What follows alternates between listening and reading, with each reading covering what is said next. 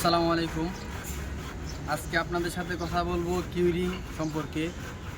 Curing কেন করা হয় এবং কিভাবে করা হয়। প্রথমে আমাদের জানতে হবে কিউরিং কাকে বলে। কিউরিং হচ্ছে কংক্রিট স্থাপন এবং কম্প্রেসিভ কংক্রিট স্থাপন এবং কমপ্লেকশন করার পর ধারাবাহিকভাবে কিছুদিন কংক্রিটকে স্বেচ্ছেতে রাখার প্রক্রিয়াকে কিউরিং বলে। কিউরিং কয়েকটি ধাপে করা হয়। একটা হচ্ছে পানি ছিটিয়ে কিউরিং করা হয়। 2 নাম্বার হচ্ছে পৃষ্ঠদেশ আবৃত করে কিউরিং করা হয়। আর একটা হচ্ছে বাদ দিয়ে কিউরিং করা হয়।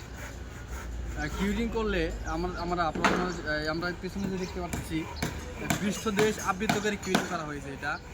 এখানে চট ধারা যখন আমরা স্টিল ফর্মাটা খুলে ফেলছি, খোলার পরে চট দ্বারা পেঁচিয়ে এটা আমাদের 21 থেকে 28 দিন কিউরিং করার নিয়ম। আমরা 28 দিন কিউরিং করি।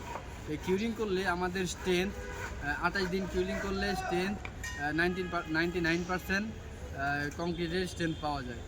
এখন হচ্ছে আমরা কোন মেম্বার কতদিন কিউরিং করব। যেমন ইটের গাঁথনি আমরা 7 দিন কিউরিং করি, প্লাস্টার 7 দিন কিউরিং করি এবং যে স্ট্রাকচার যেগুলো মেম্বার সেগুলো সাধারণত 21 থেকে 28 দিন কিউরিং করে থাকি। আমরা যেগুলো স্ট্রাকচার মেম্বার আছে এগুলা প্রথম 3 দিনে কমপক্ষে 40% স্ট্রেংথ পাওয়া যায় এবং পরবর্তী কাস্টিং থেকে 7 দিন পর্যন্ত 65% কিউরিং স্ট্রেংথ পাওয়া যায় এবং পরবর্তী যে আমরা 14 দিনে স্ট্রেংথ পাই 90% এবং 28 দিন কিউরিং করলে স্ট্রেংথ পাওয়া যায় 99%। আমাদের কিউরিংয়ের দিকে সর্বোচ্চ ফোকাস থাকতে হবে, কারণ আপনি যদি স্ট্রাকচারে কনস্ট্রাকশন কাজে যদি আপনার ভালো মানের রড ব্যবহার করেন এবং ভালো মানের সিমেন্ট ব্যবহার করেন, ভালো মানের মেটেরিয়ালস ব্যবহার করেন, ভালো মানের মেটেরিয়ালস ব্যবহার করার পরে যদি আপনার সঠিক উপায়ে কিউরিং না হয়, তাহলে যে মেম্বারের স্ট্রেংথ সঠিক উপায়ে সঠিক পদ্ধতিতে আসে না। এতে করে স্ট্রাকচার ফেল হওয়ার সম্ভাবনা আছে।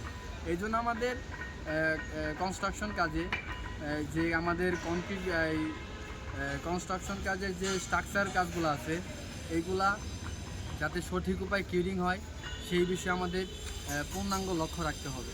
ধন্যবাদ।